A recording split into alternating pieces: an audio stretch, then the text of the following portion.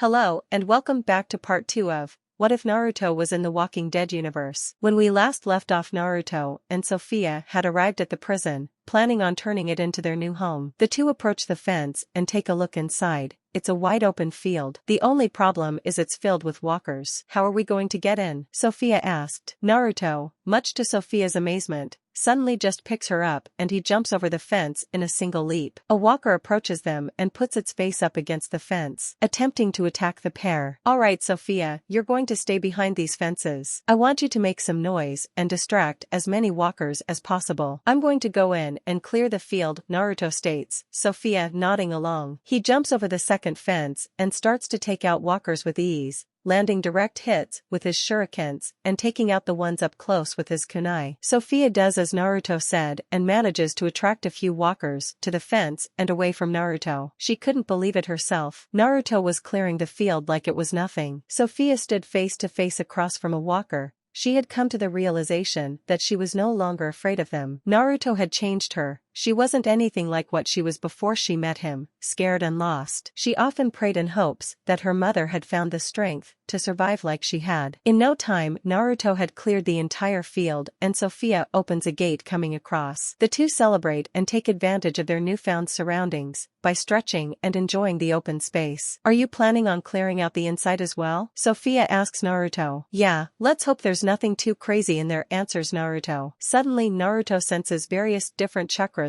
all making their way towards the prison. Someone's coming, says Naruto. What do you mean? Who's coming? Sophia questioned. I don't know, but there's a lot of them. I want you to get up into that guard tower and wait for my okay. Got it? Naruto says. Sophia doesn't question him and goes up into the guard tower. The group made up of Rick, Herschel, Daryl, Maggie, Glenn, Lori, Carol, Beth, T-Dog and Carl begin to close in on the prison. Rick and Daryl were dumbfounded. They could have sworn this entire field was swarming with walkers. Had this blonde man cleared the entire field by himself or are there others they haven't seen yet? Rick questions to himself. Daryl, also thinking the same thing, speaks up and says, you think there were others with him that we missed? I don't know, Rick responds. Let's just play it cool. We saw he was with a little girl, so let's just wait and see how he reacts. As they approach the main gate, Naruto also makes his way towards it and stands across from the group, waiting to hear what they have to say. The atmosphere is tense and no one speaks for a while. Not liking this silence, Naruto is the first to break it by asking out loud. Is there something you need? Rick speaks up and says, we passed by here earlier and saw you were clearing the field by yourself. So we regrouped and thought we'd come to lend you a hand, but you seem to have it taken care of. Did you really do this all on your own or are you in a group with others? Asks Daryl, minor hostility in his voice. Naruto doesn't like what he senses from Daryl. He appears mistrusting, almost paranoid, but he also senses his desire to protect this group. He senses everyone's desire to protect each other. But most importantly his eyes meet with Lori's and he notices that she is pregnant. Lori is taken back by Naruto's eyes. They were blue, just like her husband and sons. We saw a little girl earlier here inside the fences. Was she with you? Rick questions. Yeah, I ran into her a while back. She was all alone and it kind of felt wrong to just leave her there, you know? Naruto answers, his guard now lowered after seeing a pregnant Lori and the little boy, Carl, next to her. He could tell that these were just scared people, also looking for a place to call home. We came across this place after our last base got overrun by a horde of walkers, and I decided to clear it seeing as it seems like a perfect place to bunker down. Don't you think? Asks Naruto. Rick and the group begin to feel a small sense of relief, believing that they may see eye to eye with this man after all. That moment is short-lived, however, as walkers begin to approach the group. Daryl, Glenn, Maggie and T-Dog all get into formation, ready to hold off the walkers for as long as they can. Rick begins to make his plea to Naruto, mentioning how they've been on the road for too long and that his pregnant wife is due any day now. Naruto had no reason to say no. Maybe if they didn't have a pregnant woman and little boy he could say no, but even then he knew that these were good people. Given that they knew nothing about him, they could have easily thought that they could overpower him, like the last group did, and force their way in. Seeing Carl and Lori though made up his mind and he opens the main gate. The group begins to file in with Glenn and Daryl staying back to close the gate. Thank you. I'm Rick, Rick Grimes. This is my son Carl and my wife Lori, he says, extending his hand for a shake. Daryl, Glenn, Maggie and T-Dog all introduce themselves as well. I'm Herschel. These are my daughters, Maggie and Beth. Herschel says, introducing Beth to Naruto. Carol is the last to introduce herself. Naruto finds her familiar, but he's not quite sure why. Finally, Naruto introduced himself. My name is Naruto Uzumaki. It's nice to meet all of you. It's been a while since I've been around this many people. I haven't been for a while now. The group shares a light chuckle. Looks like Glenn has a new Asian buddy, said Daryl. Funny Daryl, Glenn says, punching him in the arm. I guess we should get started by setting up camp. We can swap stories then. Just so you know though, I'm planning on moving inside of the prison tomorrow, Naruto states. Not by yourself, I hope, mentioned Rick. Rick planned on doing the same thing, and was surprised that Naruto had not only wanted to do the same, but also planned on doing it on his own. I'm not gonna ask a group of strangers I just met to risk their lives following me on one of my crazy ideas. So yeah, I plan on going in alone, says Naruto. That's suicide though. Even with a group it would be difficult, chimes in Herschel. But Naruto waves him off. Suicide runs are a sort of specialty of mine. That's kind of how I cleared this field in the first place. I figured that this place would be a good place to start up a small community or something eventually, though I had no idea that I'd be having company so soon. We can't stay outside forever, so the sooner the better, right? Naruto answers. It would seem like we're on the same wavelength so far. As thanks for letting us in, we can help you clear out the prison and cell blocks, Rick states, as he notices Naruto giving him a thoughtful glance. You know what? I've been thinking. If anything happens to me, I'll need someone to look after my friend. I don't know you guys very well, but considering some of you are parents, I don't think it's a bad idea. You guys are a strong team. Can I trust you all to make sure she's safe? Naruto asks. We'd be happy to look out for her, though it would be nice if we could meet her, says Lori, chuckling a bit. Naruto suddenly remembers that he had told Sophia to hide. He turns around to the guard tower and shouts, Sophia, you can come out now, it's safe. The group are in disbelief, not sure if they heard Naruto correctly. Sophia? Carol says, barely above a whisper. Yeah, that's her name, Naruto says. But it falls on deaf ears as the door to the guard tower opens, and out steps Sophia into the sun. Sophia puts a hand up to block the sun's rays, and can barely make out the faces of the group. It takes a moment for her to recognize them,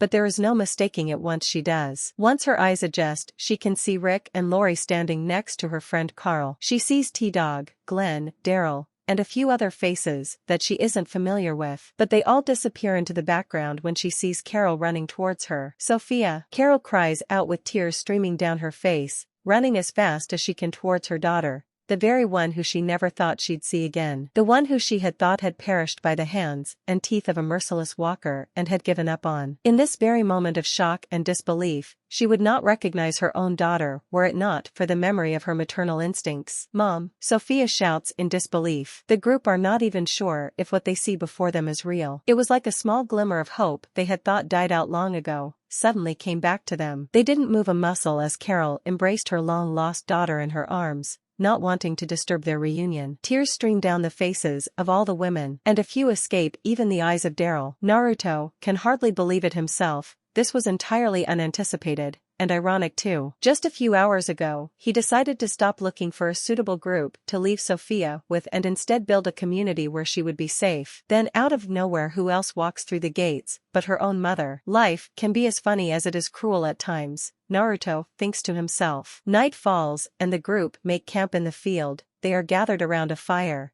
just like Mom used to make, Glenn says as he eats something, earning a smile out of Maggie. Lori eats and looks at Rick, who's standing watch next to the fence, but the group can barely keep their eyes off the mother and daughter fast asleep in each other's arms. The group spent most of their time questioning Sophia on how she managed to survive, while exclaiming how glad they were to see her alive. Sophia said that she was saved by Naruto, which drew their attention to him. The group were all interested in learning as much as possible about Naruto. Well, it's been quite an unexpected journey so far. For starters, I'm not really from around here. I'm from a village where we are trained from a young age to become shinobi, Naruto explains. What's a shinobi? Beth asked, the whole group also wondering the same. A shinobi is a Japanese word that refers to a ninja. Shinobis are trained in stealth, espionage, and combat, answers Naruto. So you were a soldier? Asks Glenn. I guess you could say that. I've used my training so far to move around quietly and avoid the walkers. When I found Sophia, she was alone, so I brought her along with me. We've been traveling around from neighborhood to neighborhood scavenging for supplies, and I've been keeping her safe from the walkers, says Naruto. Where did you find Sophia? Carol Carol asks, careful not to disturb her sleeping daughter. In the woods not too far from a suburb about a couple of miles away, answers Naruto. Daryl knew exactly where Naruto was speaking of, and couldn't believe just how close he was to actually finding Sophia. Rick begins to make his way towards the rest of the group and takes a seat. Do you have any friends or family? Maggie asked Naruto. No, I've been an orphan my whole life. I've never met my parents. The village I was born in took care of me for most of my younger life. But as I got older, I wandered around a lot, Naruto answers. Daryl relates to Naruto, and on a subconscious level, already considers him a friend. The parents of the group feel a tug at their heartstrings, knowing how lonely he must have felt at the time. They all feel they understand how strong Naruto must be, if only just a little. Thank you for taking such good care of my daughter. I can't explain just how much it means to me. I thought we lost her forever. Thank you Naruto, expresses Carol. Naruto gives a big smile and the group can't help but be affected by his positive energy. Finding Sophia meant more to the group than they'd originally thought. A strange feeling after all the time spent in this world, but a welcomed one nonetheless. Tomorrow, we'll pile the bodies together. We should keep them away from that water. And if we can dig a canal under the fence, we'll have plenty of fresh water, says T-Dog. The soil is good, we could plant some seeds, grow some tomatoes, cucumbers and soybeans, adds Herschel, while looking at Rick. This will be a good place to have the baby. Safe, mentions Beth to Lori. Today was a great win, but we gotta push just a little bit more. Most of the walkers are dressed as guards or prisoners. Looks like this place fell pretty early. Could mean the supplies may be intact. They could have an infirmary and a commissary. Weapons, food, medicine. We have a big day ahead of us tomorrow. Tomorrow, we'll make our way into the prison. Rest up guys. You'll need it, Rick explains to the group.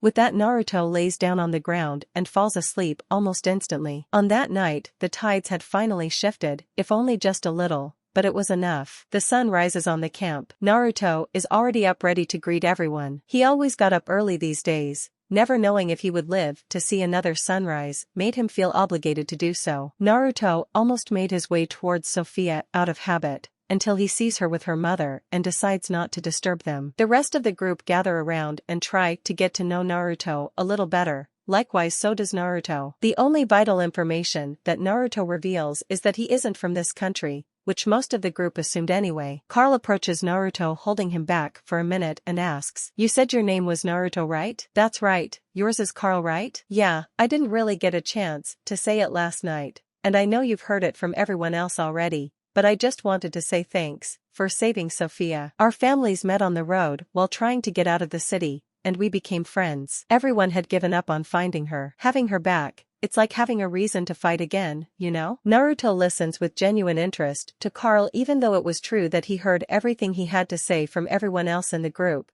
But Naruto knows just how important it is to take the time to listen to kids when they voice an opinion or concern. "I'm glad she made her way back to her friends and family. I know what it's like to lose your friends. It sucks. Sucks real bad. I'm glad you don't have to deal with that again at the moment. Protecting kids your age is the biggest priority. That much hasn't changed," says Naruto. "I can take care of myself. I'm a pretty good shot, you know," Carl says confidently. Naruto smirks and punches Carl in the arm lightly. "I bet you are. You'll be even stronger than your dad in no time," he says. Naruto makes his way towards Rick and Herschel, who are discussing the plan on how they're going to move in on the prison. The warden's offices would have info on the locations of weapons, food, and medicine, states Rick. "We're dangerously low on ammo. We'll run out before we make a dent," says Herschel. "We gotta go in there." "Hand to hand," Rick answers. Naruto is listening keenly and decides to ask more about their abilities as a group. "I've been the leader of the group for some time now, so I try to learn a little bit of everything I can. I usually take points, and I'm good with a gun and going in with a knife," claims Rick. "I'm pretty well-rounded. I can use a gun, but I prefer using my crossbow. It's a lot quieter.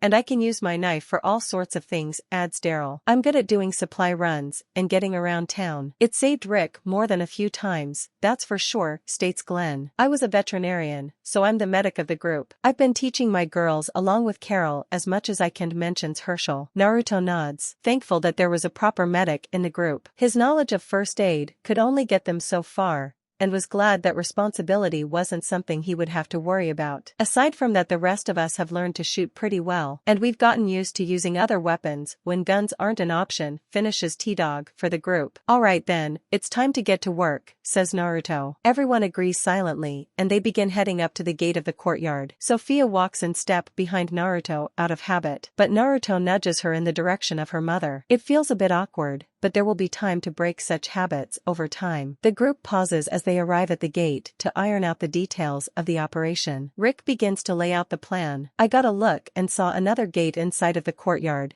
We need to close it off to improve our chances of clearing the area. We'll move in on it in a formation, then Daryl and I will close the gate. Afterwards, finishing off the rest of the walkers shouldn't be a problem. T-Dog, you'll take the left flank. Glenn and I will take the right flank, and our 6, Maggie adds, knowing that this is the typical formation they take during most operations. That's as good a plan as any. Stick to it and hold formation and we'll all be fine. I'll head into the courtyard right behind you, picking off any strays along the way. When Rick and Daryl move in to seal the gate, I'll cover the exposed flank. Don't take any unnecessary shots. You could hit one of us by accident, says Naruto. Naruto relied on his kunai and shuriken. They would be his only option in terms of weaponry, which would be more than enough. The group look around at one another to confirm, and then finally back to Naruto. He nods and opens up the gate, allowing Rick, Daryl, Glenn, Maggie, and T-Dog to funnel inside with their formation. Naruto follows them inside. Walkers growl, moan, and limp their way towards the group. A walker wearing a blue jumpsuit, standard for prison inmates, makes the first attempt on Rick and is quickly taken down by his machete. With the other half of the group making noise, some walkers gather by the gate, ignoring the group going in. These are killed through the holes of the fences by various blunt objects. T-Dog stabs a walker. Daryl, Rick, Maggie, and Glenn do as well. They all start stabbing walkers in the head, screaming as they move towards the prison. While they do this, Herschel, Carl, Carol, Lori, Sophia, and Beth try to draw the walkers to the fence in order to stab them through the wire. The squad moves towards their first objective. Some of the walkers were previously riot patrol men and are clad with protective gear, including helmets and face masks. They have gloves as well, which means they are no immediate threat, but they still hinder progress. Naruto yells out saying to knock them down, so he can take care of them himself. They do just that and arrive at their objective in no time at all. Rick and Daryl move to close a gate inside the courtyard, separating them from more walkers that pose immediate threat. Naruto moves up, throwing 3 shuriken at 3 different walkers that were closing in on Rick's exposed flank. Each one takes an accurate hit to the head,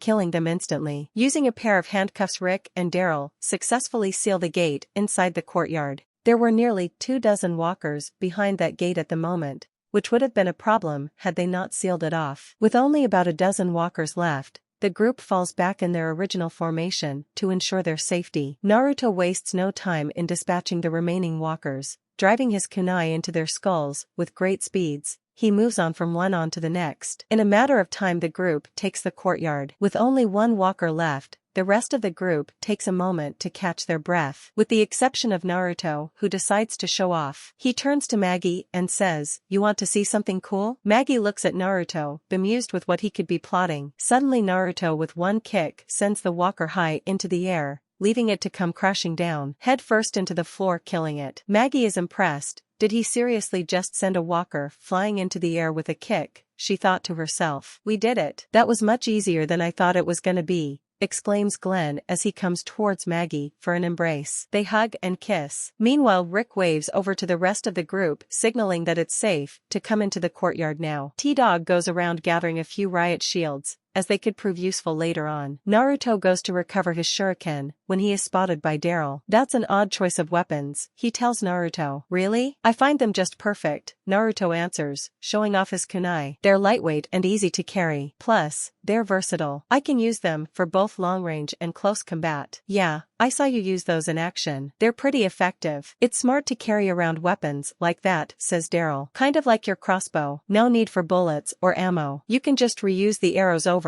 and over again, adds Naruto. Daryl proceeds to go and recover his arrows as he normally does, but finds something that catches his attention. He takes a closer look at one of the walkers and notices something different about it. Hey guys, take a look at this, says Daryl, calling over the rest of the group. This one's a civilian. How do you suppose it got in here? He asked. A valid point, to which Naruto already knows the answer. There's a good chance that there could be walkers from outside the prison that found their way inside, Rick adds. The south wall of the prison is partially destroyed, along with a hole in the surrounding fence, says Naruto. I took a look around last night and saw the southern side was compromised. But we should be able to clear portions of the prison, securing one cell block at a time. I'm with you if you guys want to push inward, he asks. The group takes a moment to contemplate, but Rick decides for them. We've come this far already. This place could be a gold mine with food and medical supplies. We just need to push a little bit deeper. Take at least one block today, says Rick. Naruto nods and the group waste no time arguing. They make their way inside through a side door that was also gated. As they make their way inside, they do their best to stay silent as they turn each and every corner. Eventually, they arrive at a room that leads to a block of holding cells. Lori, Carl, Sophia, Carol, Beth and Herschel all wait outside as the main group clears the cells. Surveying the area to make sure there are no other exits or entrances, Rick makes his way into the warden's office and retrieves a pair of keys from a guard's body, careful to make sure it wasn't a walker. They advance to clear out the cells of any remaining walkers. Rick, Glenn, and Maggie take the first level of the block, while T-Dog, Naruto, and Daryl take the second level. T-Dog and Naruto move right on to clear each cell. There were only a few walkers left, most of which were locked inside the cells. First level cleared, calls out Rick. Second level cleared, Daryl answers back. He, along with the others, regroup back down to the first level. Rick lets in Lori and the others waiting. They begin to clean up the cell block, scrubbing down the walls as best they can and taking out the bodies to burn. They each take a cell for themselves, with Rick and Herschel's family taking the first level and everyone else taking a cell on the next level, with the exception of Daryl, who takes the perch. Naruto takes the cell that's furthest away from the others. Everyone is finally settled in and meets again on the first floor. Great job, guys. You made it a little too easy. A little boring, actually. Kind of disappointed. But anyhow, I want to push in further to make sure we don't have any surprises in store. We need to scavenge for supplies, primarily food and medical supplies. Most importantly, we need to secure that exit in the back end to make sure we can definitively clear out the prison for good. I'll take the lead this time. Any volunteers? Naruto asked the group. I'll go. My riot shield provides decent cover for you, says T-Dog. Daryl and Rick also volunteer. I'm going too. Can't let a stranger risk his life for my family, no matter how nice he is, mentions Glenn. If Glenn goes, then I am too, adds Maggie. If Maggie's going, I'll be right behind her, says Herschel, much to Naruto's disapproval. He could understand the need to go in to protect his daughter, but he cannot allow that. Strategically, it would be detrimental and can prove disastrous down the road. I'm sorry, Herschel, but I can't let you go in with us. You're the medic. It's not your responsibility, protested Naruto. Herschel takes slight offense to that. He understands it's nothing against him, but even still, he won't have anyone taking his responsibilities as a father lightly. It's not open for discussion, son. I'm going to keep my daughter safe, and that's all there is to it, says Herschel. Naruto inhales, looks over to Maggie and Glenn, and exhales. Herschel, Naruto says, you will keep her safe. But if you go in there and something happens to you, then what? Better me than her, says Herschel. Daddy, please, just let us handle this, interrupted Maggie. Glenn jumps in as well. I'll make sure I protect her with my life, Herschel. You know that. Listen to him, Herschel. Nothing is going to get past Glenn. I can see that you trust him. But if you go in, and you go down, you won't be able to protect anyone anymore. As tactical as Naruto meant it to be, it comes off a bit morbid. If anything happened to her, and I wasn't there, I'd never be able to forgive myself. Herschel shows no sign of backing down, looking Naruto square in the eye. Naruto contemplates this. He can tell most of the group is divided on the matter. The parents agree with Herschel, while the others take the more tactical stand. Naruto finally gives in and agrees to let Herschel go. With the matter settled, the group turns to Naruto for the plan of attack. Alright. We'll move in a linear formation, this time going down and through the hallways. I'm taking point, Daryl and Rick, you're right behind me. Glenn and Maggie take the rear and mark the walls so we can find our way back. T-Dog and Herschel give support to both fronts as needed. Keep your lights either on the ground or on the opposite wall. When I signal hold, keep your lights on the back of the person in front of you. Except for Glenn, watch R6. We move quickly and quietly. Are we ready? Naruto takes a look around and the group gives him a confirming nod. Let's move then. Carl opens the gate for the group and they exit back into the hallway. Carl closes the gate behind them and walks back over to wait with the rest of the group. They'll be fine, right? Asks Carl. Don't worry about your father, sweetie. He and the others have gotten really good at this. They'll protect each other, Lori reassures her son. Beth walks over back into her cell and the children go with their mothers.